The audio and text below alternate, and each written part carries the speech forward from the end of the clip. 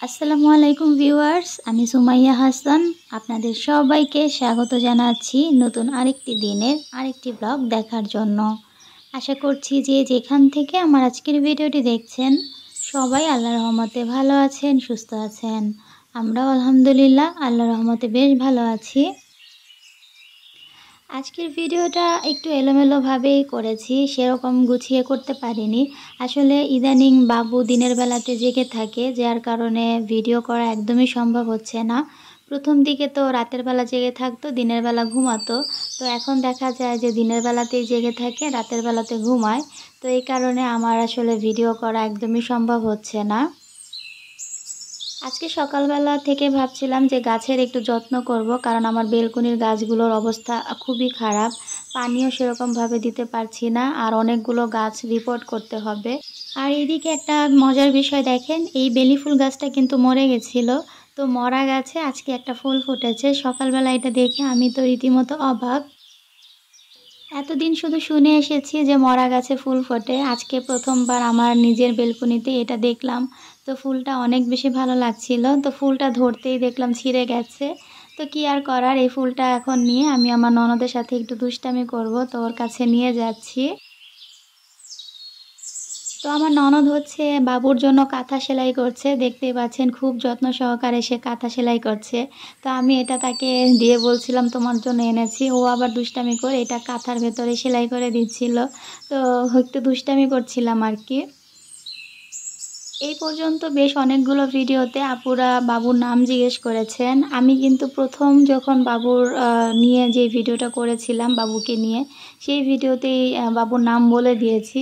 তবে অনেক আপুরা হয় কি পুরো ভিডিও তো দেখে না, টেনে টেনে দেখে, হয়তো বা ওই জায়গাটা স্কিপ হয়ে গেছে। তো এই কারণেই দেখা যায় বেশিরভাগ আপুরাই পরবর্তীতে আবার বাবুর নাম জিজ্ঞেস করছেন যে বাবুর নাম কি রেখেছি।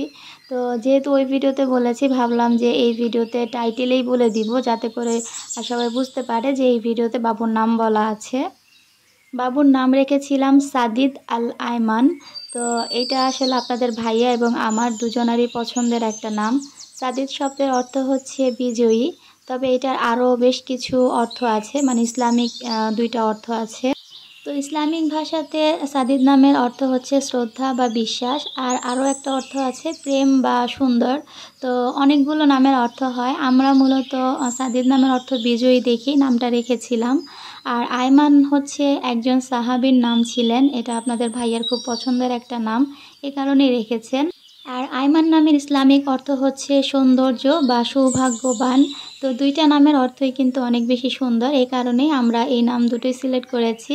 তবে সাদিদ নামটা আমার পছন্দে ছিল, আর আয়মান নামটা হচ্ছে আপনাদের ভাইয়ার পছন্দ, দুইটা মিলিয়েই রাখা হয়েছে। এছাড়া সাদিদ নামটা পছন্দ হওয়ার আরও একটা বিশেষ কারণ ছিল যে আপনাদের ভাইয়ার সঙ্গে আমি এই নামটা মিলিয়ে রাখতে চেয়েছিলাম। আপনাদের ভাইয়ার নাম যেহেতু সাকিব আল হাসান, তো সাকিবের সাথে মিলিয়েই আমি সাদিদ নামটা পছন্দ করেছিলাম। তো যেহেতু নামের অর্থ এবং আপনাদের ভাইয়ার সাথে মিলে যায়, এ কারণেই এই নামটা রাখা।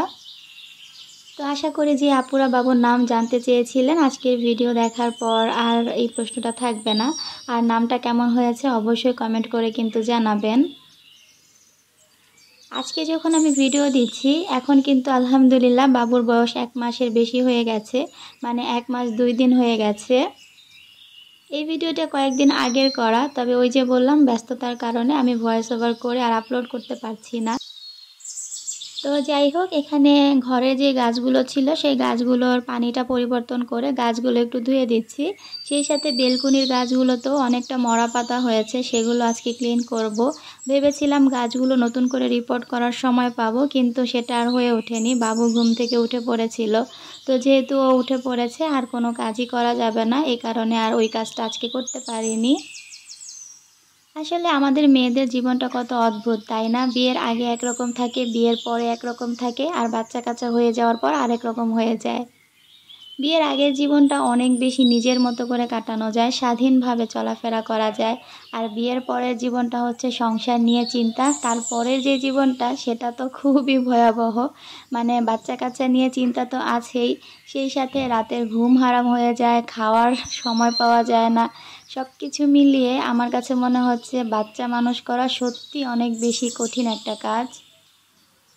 এই কাজগুলো যখন করি বা রাতের বেলা যখন বাবু ঘুমাতে দেয় না, মানে আজকে তো অনেকগুলো রাত আমি জেগে আছি, তো ওই সময়টা না ফিল করতে পারি যে আসলে আমাদেরকে নিয়েও কিন্তু আমাদের মায়েরা এই কষ্টটা ফেস করেছে।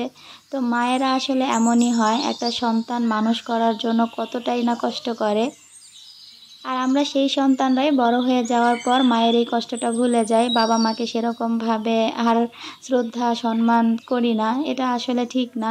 প্রত্যেকটা বাবা মা আমাদের পেছনে যে পরিমাণ কষ্ট করেন বা যেই পরিমাণ শ্রম দিয়ে আমাদেরকে বড় করে তোলেন, সেই শ্রদ্ধার জায়গাটা সবসময়ই ঠিক থাকা উচিত, বাবা মায়ের প্রতি ভালোবাসা থাকা উচিত।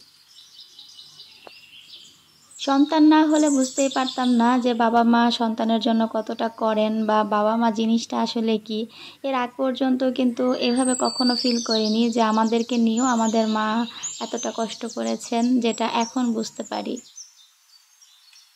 তো যাই হোক, অনেকগুলো কথা বলে ফেললাম। আর এখন হচ্ছে আরেকজন আপুর একটা কমেন্ট পড়ছি। আপু অনেক দিন আগে কমেন্ট করেছিলেন, আপুর নামটা আমি ভুলে গেছি। শুধু এই আপু না, আরও কয়েকজন আপুও কমেন্ট করেছিলেন যে আপনাদের ভাইয়া ওখানে কাজ পেয়েছে কিনা বা চাকরি করছে কিনা।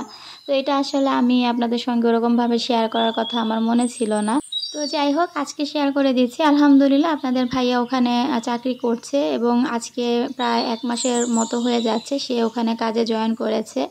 আর সে কেমন আছে সেটাও জানতে চেয়েছেন। আলহামদুলিল্লাহ আপনাদের ভাইয়া ওখানে ভালো আছে, আর আমরাও এখানে ভালো আছি। আপনারা প্রতিনিয়ত কমেন্টে সবসময় আমাদের কথা যে জিজ্ঞেস করেন, বাবু কেমন আছে, আমি কেমন আছি, আপনাদের ভাইয়া কেমন আছে, এই ভালোবাসাগুলো সত্যি অতুলনীয়। কেননা কাছের মানুষেরাই অনেক সময় আমাদের খবর নেয় না। অনেক সময় কি, বেশিরভাগ সময় দেখবেন কাছের মানুষেরাই একটা ফোন দিয়ে আপনার খোঁজ খবর নিতে ভুলে যাবে বা খোঁজ খবর নিবে না। সেখানে আপনাদের সঙ্গে আমার রক্তের কোনো সম্পর্ক নেই, সেরকমভাবে কোনো কানেকশন নেই, যোগাযোগ নেই, তারপরও আপনারা প্রতিনিয়ত আমাদের খোঁজ খবর রাখেন, আমরা কেমন আছি না আছি সব কিছু জানতে চান। এটা আসলে সত্যি অনেক বড় একটা পাওয়া। ওই যে একটা বিনি সুতার মালা বা বিনি সুতার টান যেরকম থাকে না, আপনাদের প্রতি আমাদের ভালোবাসাটাও ঠিক সেরকম। এখানে না আছে কোনো সুতা, না আছে কোনো কানেকশন, তারপরও ভালোবাসাটা কিন্তু অনেক বেশি আছে। আর আপনাদের এই ভালোবাসার জন্যই কিন্তু ইউটিউবে প্রত্যেকটা কন্টেন্ট ক্রিয়েটর একটা ভিডিও বানানোর যে উৎসাহ সেটা খুঁজে পায়। অনেকেই দেখবেন শুধুমাত্র এই ভিউয়ার্সদের ভালোবাসার টানে এখন পর্যন্ত ইউটিউবে কাজ করে যাচ্ছে। আর আরেকজন আপু বেশ অনেক দিন আগে আমাকে একটা কমেন্ট করেছিলেন যে আমি আমার হসপিটালের জার্নিটা যেন শেয়ার করি। আসলে আপু একাই জানতে চেয়েছেন, এই কারণে আমি আর এটা নিয়ে ভিডিও ওরকমভাবে করার সাহস বা উৎসাহ পাচ্ছি না। যদি অনেক আপুদের কমেন্ট থাকতো বা অনেকে জানতে চাইতো, তাহলে আমি আমার হসপিটালের জার্নিটা অবশ্যই শেয়ার করতাম। তবে আপু যেহেতু জানতে চেয়েছে, আমি ইনশাল্লাহ একটা সময় শেয়ার করব। আসলে আমার হসপিটালের জার্নিটা এত বেশি কঠিন ছিল আমার কাছে মনে হয়, এরকম কার কার হয় আমি জানি না। তবে আমার জার্নিটা খুবই ডিফিকাল্ট ছিল, যেটা আসলে সহ্য করার মতো না। তো একসময় আপনাদের সঙ্গে শেয়ার করব জার্নিটা। আজকে যেহেতু আর ভিডিওতে সেরকম সময় নেই, তাই আজকে আর শেয়ার করছি না। তো গাছগুলোর যত্ন মোটামুটি নেওয়া হয়ে গেছে। আর এখানে বাবুকে হচ্ছে তেল মালিশ করে দিচ্ছি, ওকে ওর দাদু এসে গোসল করাবে, এই কারণে আমি তেলটা দিয়ে দিয়েছি। আর গোসল আম্মু এসে করিয়ে দিয়েছে। এটা ছিল বিকেলবেলা, তো বিকেলে গাছগুলোতে একটু পানি দিয়ে নিচ্ছি। আর এই যে গাছগুলো দেখেন, রিপোর্ট যে করতে হবে বলেছিলাম, দেখেই নিশ্চয়ই বুঝতে পারছেন। ওই দিন সন্ধ্যাবেলা আকাশটা এত সুন্দর ছিল, দেখে ভীষণ ভালো লাগছিল, তো আমি একটু ভিডিও করেছিলাম। এই যে দেখতে পাচ্ছেন, এরকম মেঘলা আকাশ দেখতে কিন্তু অনেক ভালো লাগে, মনে হয় যেন আকাশে মেঘগুলো জমে আছে। তো যাই হোক, আজ আর বাড়াচ্ছি না, এখানেই বিদায় নিচ্ছি। সবাই ভালো থাকবেন, সুস্থ থাকবেন, আল্লাহ হাফেজ।